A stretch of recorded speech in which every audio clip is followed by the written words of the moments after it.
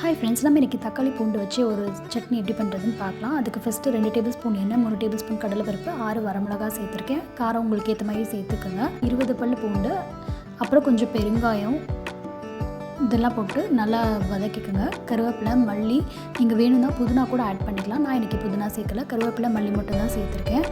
அது நல்லா வதக்கிக்கோங்க. கொஞ்சம் வதங்கினதும் அதோடையே ஒரு சின்ன சைஸ் புளி, நெல்லிக்காய் சைஸ் புளி எடுத்துக்கோங்க. 3 தக்காளி.